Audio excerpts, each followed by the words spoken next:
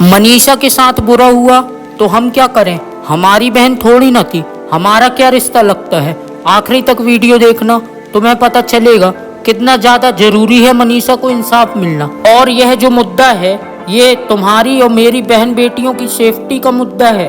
तो जिन लोगों को नहीं पता, ये मनीषा है और इसको इंसाफ दिलवाने के लिए हमारे देश में धरने हो रहे हैं, प्रोटेस्ट हो रहे हैं, कैंडल मार्च निकाली जा रही है। स्टिल यह कोई बड़ी न्यूज नहीं बनी। मेरी यह वीडियो कभी भी हट सकती है क्योंकि इस न्यूज को दबाया जा रहा है और इसको कोई बड़ा मुद्दा नहीं बनने दे रहे हैं लोग, क्योंकि जो इसके पीछे है वो बहुत बड़े लोग हैं और वो फंस जाएंगे। अब हमारे देश में नॉर्मली आप लोगों ने सुना होगा सेव वुमेन। जब लोग बोलते हैं तो काफ़ी सारे लोग बोलते हैं कि सिर्फ सेव वुमेन क्यों, इम्यूनिटी बोलो, सेव वुमेन 2 बोलो। पर एक्चुअली में अगर आप देखेंगे तो वुमेन को सेफ्टी की ज़रूरत है, क्योंकि वुमेन ही ज़्यादा खतरे में है। एक मैन को ख़त्म करने के लिए एक इंसान को उसके प्रति हेट चाहिए, उसका कुछ इंटेंशन होना चाहिए या तो कोई बड़ा रीज़न होना चाहिए।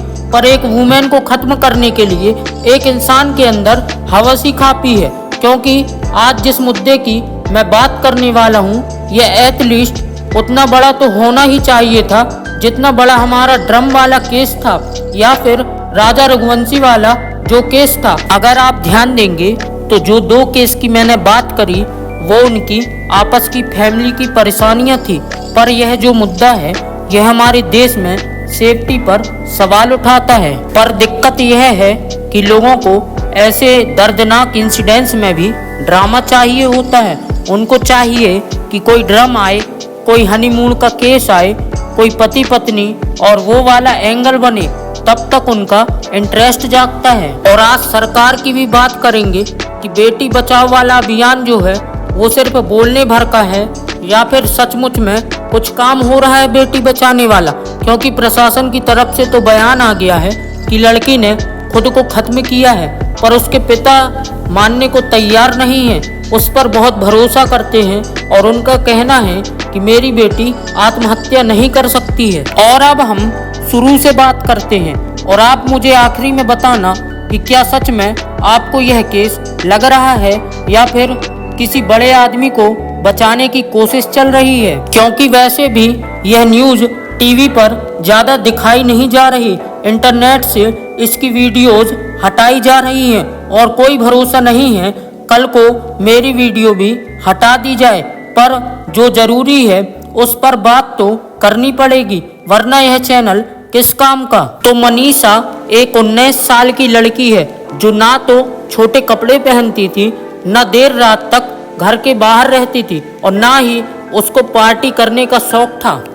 इससे पहले कि वो लोग आए जो लड़कियों को ब्लेम करने लगते हैं, उनके लिए मैं क्लियर कर देता हूँ। सिंपल सी लड़की थी, गरीब घर से थी, उसके पापा मजदूर थे, तो उनको सपोर्ट करने के लिए प्ले स्कूल में पार्ट टाइम जॉब भी करती थी टीचिंग की, और रोज की तरह वह अपनी जॉब पर गई थी। और फिर उसे पता चलता है कि नर्सिंग के फॉर्म भरे जा रहे हैं और वह अपने पापा को कॉल करके बताती है कि पापा आज शायद मैं लेट हो जाऊंगी, क्योंकि नॉर्मली वह टाइम पर घर जाती थी। इसलिए प्रॉपर अपने पापा को पूरी जानकारी देती है कि कॉलेज जा रही हूँ। और वो तो अच्छा हुआ कि उसने कॉल करके बता दिया, वरना कॉलेज का तो कोई एनवायरनमेंट ही नहीं बचता। क्योंकि अभी मैं देख रहा हूँ कि इस कॉलेज के बारे में कोई ज़्यादा बात नहीं कर रहा है, पर यह कॉलेज इस केस का बहुत बड़ा हिस्सा है। और इस कॉल के बाद मनीषा ने सिर्फ एक और कॉल करी जो कि पार्सल वाले भैया का था। उसके बाद सिर्फ मनीषा की तरफ से एक मिस कॉल गया उसके पापा को, और उसके पापा ने जब वो मिस कॉल देखा तो तुरंत रिटर्न किया, पर वो रिटर्न कॉल पिक नहीं किया गया। अब उसके पापा की टेंशन बढ़ चुकी थी। उसके पापा का कहना है कि 6:26 पे मेरी घंटी बजी, उसका कट गया। फिर मैंने 6:26 मतलब पूरी नहीं हुई थी, कुछ सेकंड बची हुई थी, मैंने उसके साथ अपना फ़ोन उठाया, साथ ही साथ कॉल किया तो फ़ोन बंद हो गया।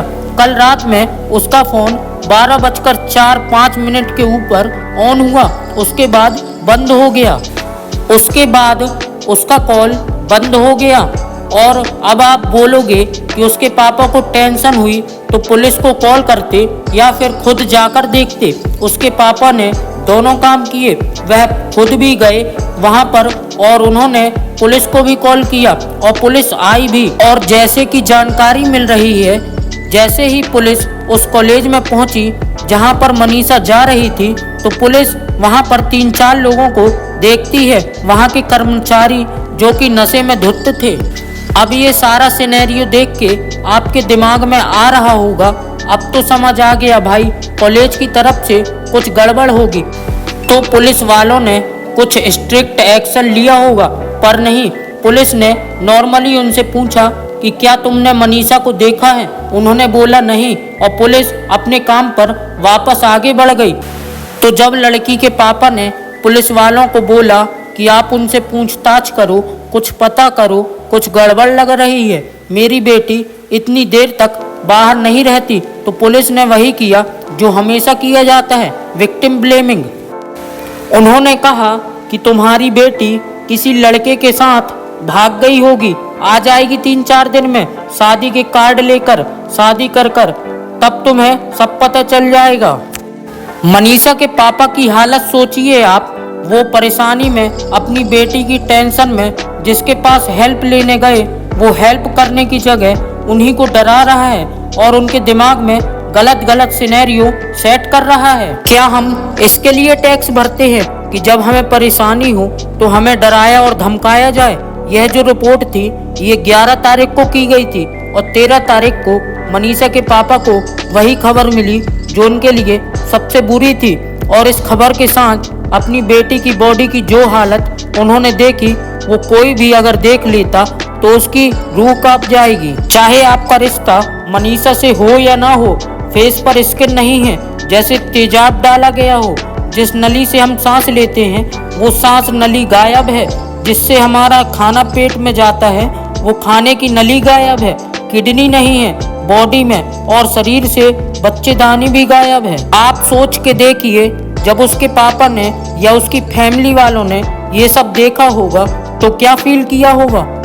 पोस्टमार्टम को मैं पढ़ नहीं पाया, इतना यानी भीतर के ऑर्गन गायब है। सच्चाई तो यह है उसकी बच्चेदानी गायब है, उसकी किडनियां गायब हैं। 1-2 मीटर के अंदर ऐसा क्या हो गया कि आसमान से अपराधी उतर गए? उस बेटी के साथ हुआ क्या? उसकी बच्चेदानी गायब है, उसकी किडनी गायब है, उसके मुंह पे तेजाब डाला गया है। जितना हार्ड उस बेटी का, अगर आप पोस्टमार्टम की रिपोर्ट पढ़ेंगे ना तो आप पढ़ नहीं पाएंगे, इतनी दरिंदगी की गई है। अब पहली चीज जो दिमाग में आती है, अगर पुलिस वालों ने अग्रेसिवली काम किया होता, सीसीटीवी फोटोज निकलवाई होती, उन लोगों के ऊपर प्रेशर डाला होता जो कर्मचारी थे कि रात में काम नहीं करते थे। पर क्या मतलब, एक लड़की की सेफ्टी का सवाल है, या फिर लड़की का मोबाइल ट्रेस किया होता तो शायद यह दिन ना देखना पड़ता एक पिता को और ना उसकी फैमिली वालों को। पर वो तो छोड़िए साहब, यह मुद्दा इतना बड़ा होने के बावजूद भी उतना बड़ा नहीं बन पा रहा है। ना इसकी टीवी चैनल्स पे ज़्यादा बात हो रही है, ना इंटरनेट पर इसकी वीडियोस ज़्यादा देखने को मिल रही हैं। सोचने वाली बात तो यह भी है, मैं न्यूज़ चैनल नहीं चलाता हूँ, बट स्टिल जब ऐसी चीज़ें होती हैं तो उनको बड़ा मुद्दा बनाने के लिए क्रिएटर्स को आगे बढ़ना पड़ता है, क्योंकि जितनी ज़्यादा इंटरनेट पर बात होगी उतना ज़्यादा प्रेशर बनेगा और उतना ही ज़्यादा इस केस को सीरियसली लिया जाएगा।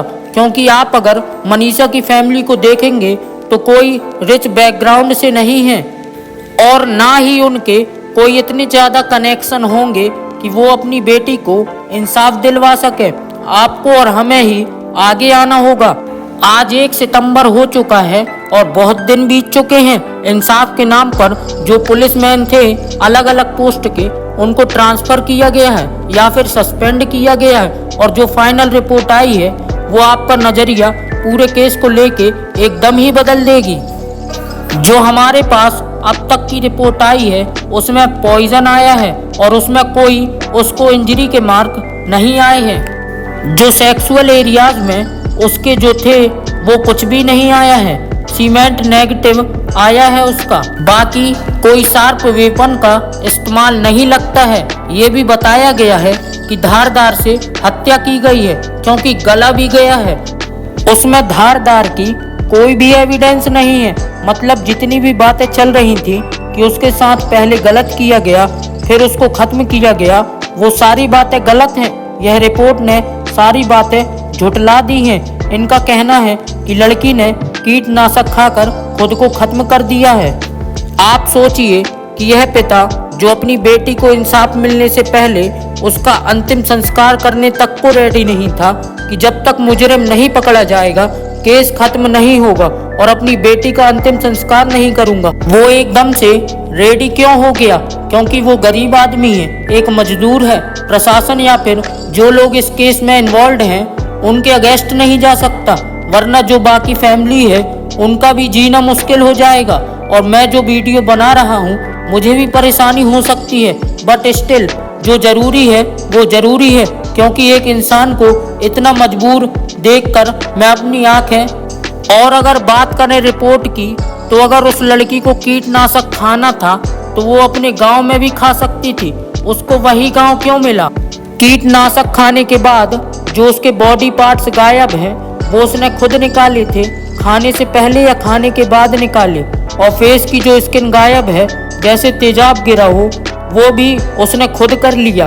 और इन सब चीज़ों का जवाब मिलता है कि जंगली जानवरों ने किया है ये सब। सोच के देखिए आप एक बार, आपकी जो बुद्धि है वो शर्मा जाएगी।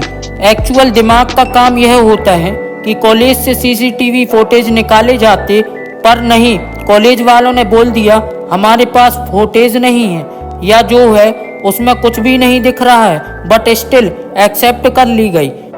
इतना सब होने के बाद मैं यही बोल सकता हूँ कि यहाँ पर पहली गलती लड़की के बाप की कि उसने पुलिस से उम्मीद करी कि वह उसकी बेटी को ढूंढेंगे, कुछ नहीं होने देंगे। और दूसरी गलती हम सबकी, जो सोच रहे हैं कि शायद इसमें इंसाफ मिल जाएगा, क्योंकि आधे से ज़्यादा लोग तो आज भी आवाज़ उठाने में भी डर रहे हैं, जिन्हें लगता है जब तक घर में कोई दिक्कत नहीं है, और उन्हें सच में लगता है कि वो इस देश में सेफ हैं, उनकी फैमिली सेफ है। तुम खुद सोच के देखो, एक लड़की दिन दहाड़े सलवार सूट में रोड पर गायब हो रही है, कितने सेफ हो तुम इस देश में? और क्राइम हो जाने के बाद भी पैसे देके उस केस को दबाना कितना ज़्यादा आसान है। और मुजरिम के पास अगर पैसा है और उसे पता है कि केस दब जाता है तो उसको दिक्कत ही क्या है फिर क्राइम करने में?